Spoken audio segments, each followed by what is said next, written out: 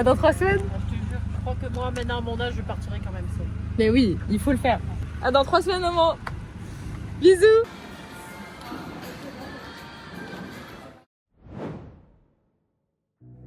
En juin, il faut que je parte parce que c'est bon, j'ai l'impression en fait de juste de repousser à chaque fois le truc. Mon frère il m'a dit un truc, il m'a dit j'ai l'impression que tu cherches des excuses. Quand tu peux pas voyager, tu veux voyager. Quand tu peux voyager, tu vas pas.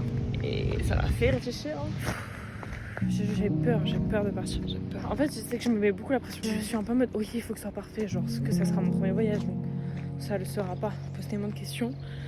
Ça me saoule parce que j'ai tout le temps, je vais faire ça. À chaque fois, mes plans ils tombent à l'eau. Je les fais tomber à l'eau, mes plans, ça me saoule. C'est mon rêve de partir, de voyager, c'est vraiment ce que j'ai envie. Et pourtant, ça m'angoisse d'organiser un voyage. J'ai peur de me tromper en fait, voilà, de dépenser beaucoup d'argent. Au final, que ça me plaise pas, de me dire putain, j'ai gâché autant alors qu'en fait, je pouvais travailler. Et puis aussi, il y a le truc de partir seule, hein, ça me fait flipper. Mais j'ai pas envie de me limiter à.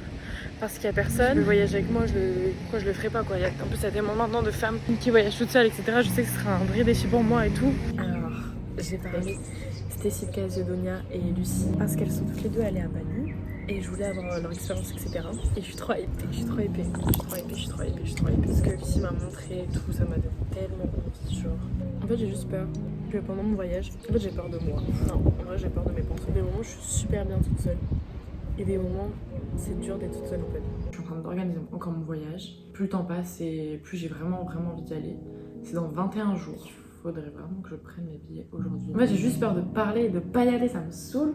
Oh mon dieu. Donc là, même si tu changes d'avis, tu vas dépenser 1300. Mais il y a des frais en plus si j'y vais pas. Oui. Je suis obligée d'y aller. Oui, exactement. Tu devras sûrement t'enregistrer.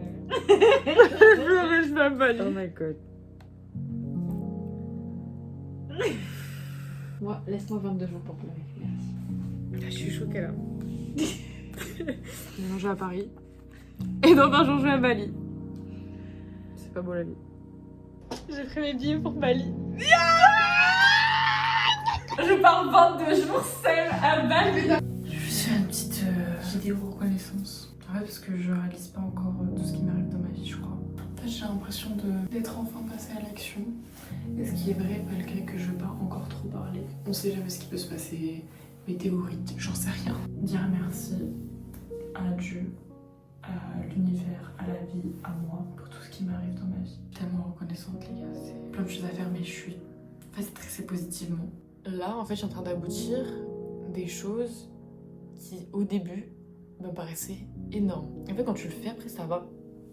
Faut juste faire, passer à l'action. Ça fait plus d'1 an que je réfléchis à partir voyager, machin, je me suis fait 10 000 plans et là je vais le faire.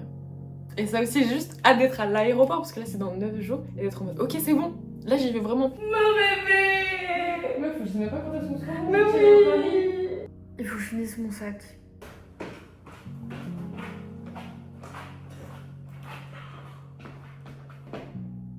J'y crois pas.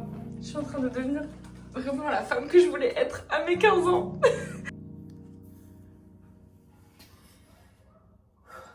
À dans 3 semaines, maman. Bisous. En fait, le truc, c'est là, je suis dans un... Je sais pas comment expliquer, mais je suis dans un autre monde, là, dans ma tête. Je sais pas comment expliquer. Bisous. Oh non.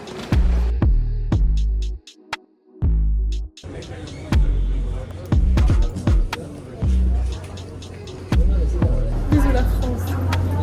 On se voit dans 22 jours.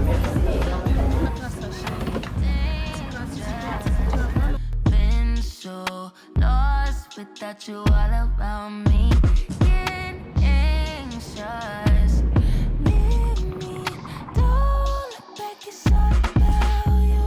In the dark right now, feeling lost but I like it. Comfort in my sins, and all about me. All I got right now, feeling taste of resentment, simmer in my skin, it's all about.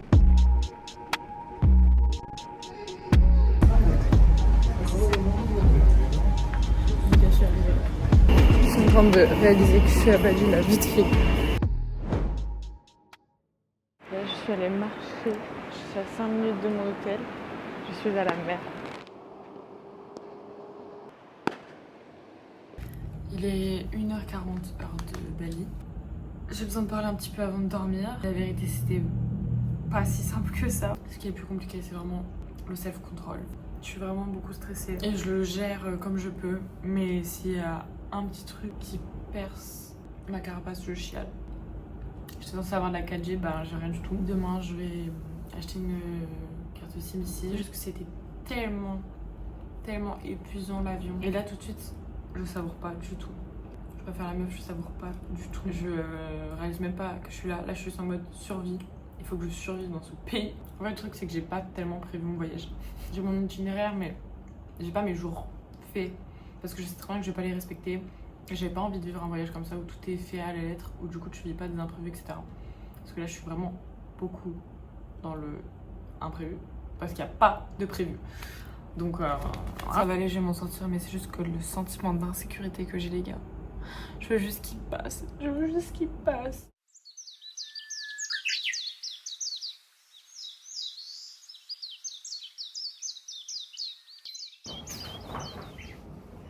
Cette scène est mythique. Here we go, hein.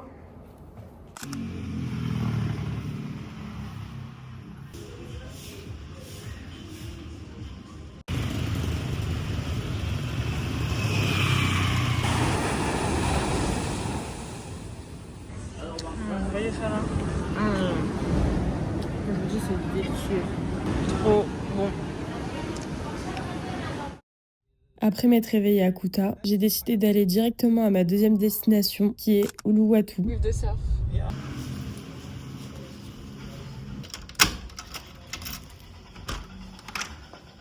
Après être arrivée à mon hôtel, direction la plage Padang Padang pour voir le sunset.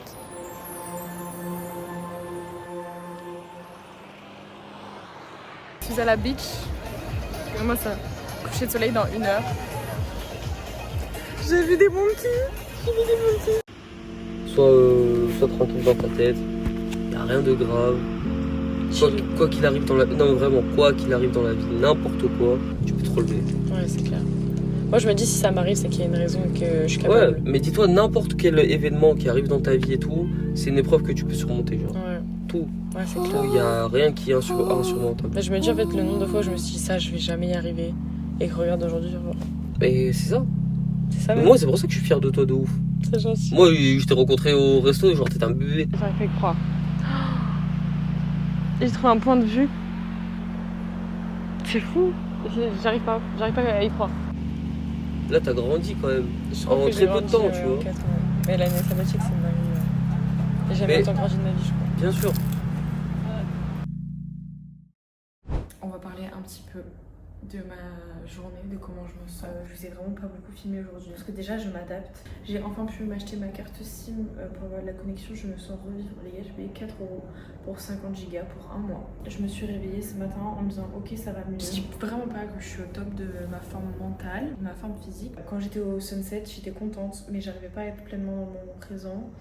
Et c'est ok parce que il faut que je m'acclimate, parce que je suis toujours sur mes gardes en fait. Je vous fais des bisous et on se revoit demain. Je crois qu'il pleut beaucoup.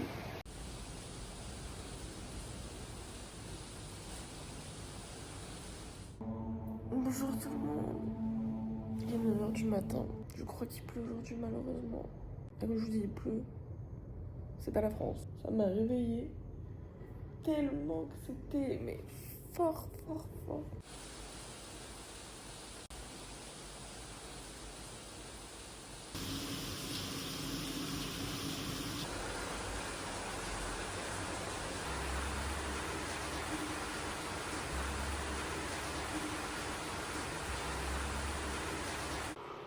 Aujourd'hui, direction le centre de Uluwatu. J'ai décidé de tout faire à pied aujourd'hui pour vraiment découvrir la ville. Ce matin, je prends mon petit déj dans un petit café. Je vais être honnête avec vous, au début de mon voyage, je me sentais vraiment pas bien physiquement. Entre la chaleur, le manque d'hydratation et le changement d'alimentation, mon corps était un peu perturbé.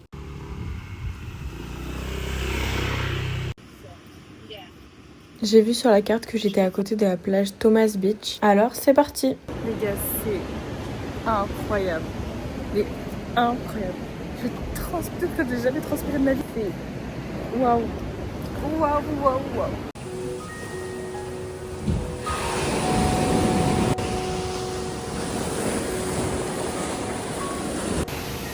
Look my face. Oh my god. Par contre, c'est vraiment pas comme en France. Je pensais que n'importe où je pourrais me baigner, mais les vagues étaient vraiment trop fortes. Après, je me suis arrêtée manger dans un petit warung, vue mer.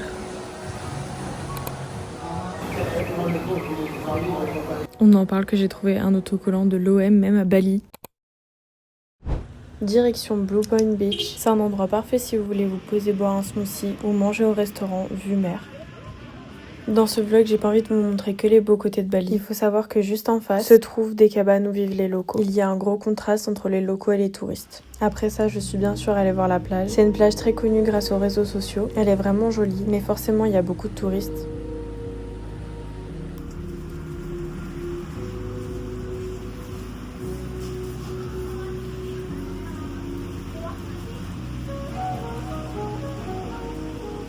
Direction le temple de Uluwatu, un lieu emblématique datant du XIe siècle. Il a été créé par des prêtres hindous qui ont fui Java pour s'installer à Bali. Ce temple est dédié au dieu Sangyang Widiwasa et il est réputé pour ses couchers de soleil spectaculaires. J'y suis allée nécessairement pour voir les danses traditionnelles Kecak qui s'y déroulent chaque soir et qui font partie de la culture balinaise depuis des siècles.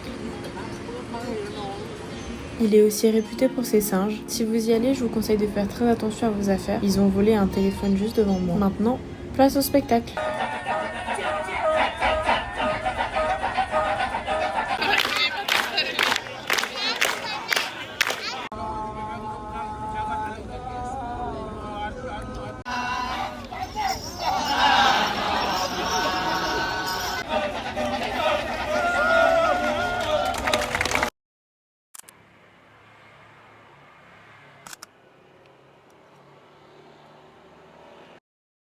Ok, petit résumé de ma journée avant de me coucher, il est 1h30 à Bali. Juste mon corps il est encore un peu faible parfois. J'ai vraiment la tête qui tourne, j'ai les doigts qui tremblent, mais je vais de mieux en mieux. Et franchement, aujourd'hui c'était...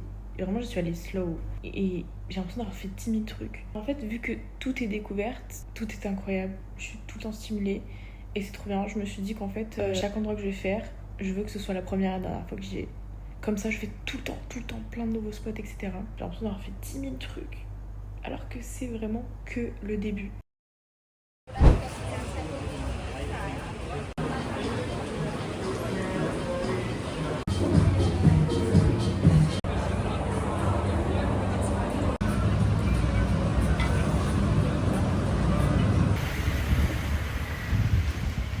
Les gars, regardez, je marche et je vois quoi? Oh my god! Du coup, j'ai déjeuné dans un petit truc très touristique. C'est cool, vraiment au Uluwatu, mais là, les endroits que j'ai fait pour l'instant, c'est quand même pas mal touristique. Là, je me balade, j'ai vu sur le plan qu'il y a une plage pas très loin. J'arrive pas à voir à combien de temps, donc je vais marcher, on verra. Par exemple, là, le marché, c'était vraiment trop cher. Genre 80 € la robe et tout.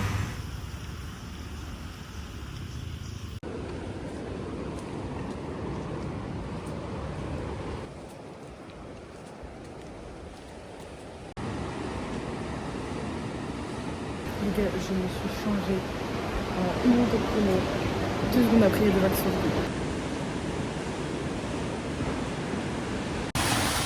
Ok, je vais pas aller me baigner du tout. Oh my god.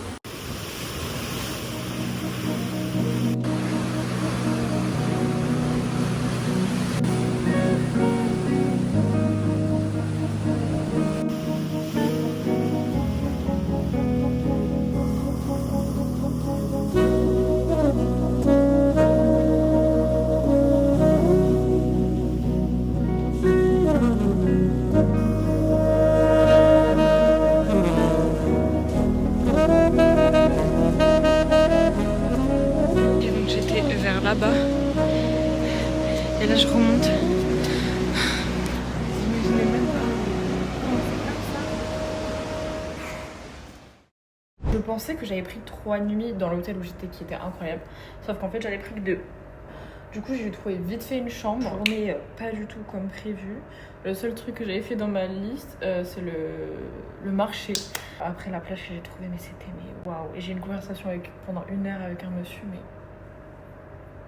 j'ai pas les mots, il était incroyable, vraiment. En fait, on s'est arrêté vite fait, il a reconnu mon accent, du coup, on a parlé et tout. Voilà, je lui ai dit que j'étais seule et tout ici. Genre, il m'a dit, mais j'ai tellement de respect pour les femmes comme toi, qui voyage seul et tout. Il avait 60 ans, mais les gars, il les faisait tellement pas. Et il m'a raconté pendant 1 heure son parcours de vie. Mais incroyable. Il me disait, ouais, vraiment bravo et tout. Je te dis, mais c'est toi, bravo. La vie qu'il avait, les gars, ça m'a choquée. C'était une conversation qui m'a vraiment touchée profondément, en fait. Pas du tout superficielle. Il m'a dit qu'en fait, lui, il avait fait son premier voyage seul à 20 ans à Bali. Et qu'après, quand il est rentré en France, il pouvait pas. Il pouvait pas, c'est tout. Je suis allée après me perdre en fait dans la jungle et j'ai trouvé le petit endroit où j'étais. Mais c'était incroyable. Et vraiment quand je suis arrivée, je venais de parler avec le monsieur et j'étais tellement en mode waouh, reconnaissance et remise en question de ma vie. J'avais les larmes aux yeux en regardant la mer et là je me suis dit ok, là je suis dans le moment présent. Et depuis le début de ce voyage, j'ai du mal à vraiment être là en mode parce que t'as toujours du bruit, en fait t'as toujours de la stimulation et là j'étais juste la seule à regarder la mer. Je me dis waouh, waouh, waouh, waouh, waouh, waouh. Et le monsieur m'a donné plein d'endroits où aller.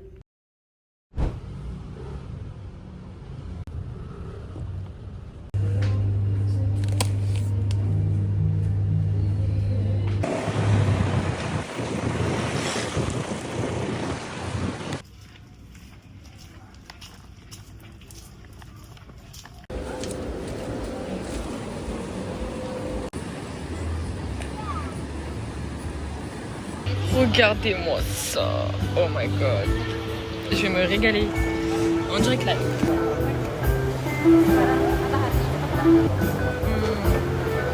Mais c'est un peu cher, je me suis un peu fait arnaquer. 10 €. MD en France tu payes ça 40 € le poisson, c'est la vraie vie je crois.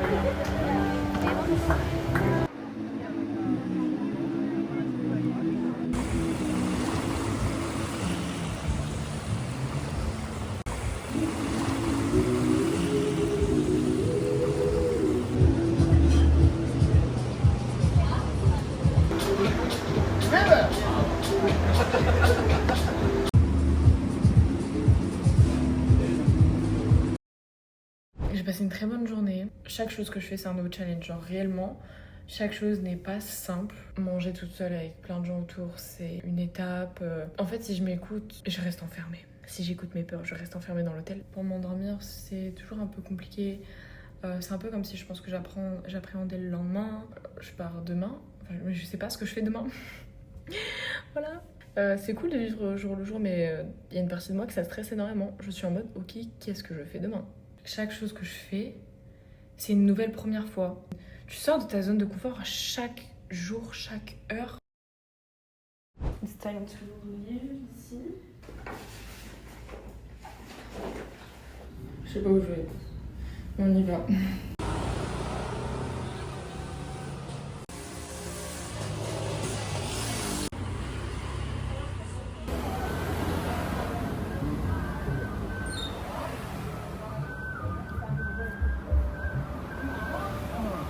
Après longue réflexion, direction Ubud aujourd'hui. Entre Uluwatu et Ubud, il y a à peu près 2 heures de transport et j'ai décidé de les faire en scooter Grab. Alors oui, c'était un peu long avec mon sac qui pèse 7 kg sur le dos, mais j'ai fait ce choix pour m'arrêter tout d'abord à Kutabi. J'ai mangé dans un petit warung et j'étais au téléphone avec ma maman. Ça m'a pris à peu près 1 heure de transport et puis j'ai pu rigoler avec mon taxi. Indra, Kaperurumu, Pangamatamu,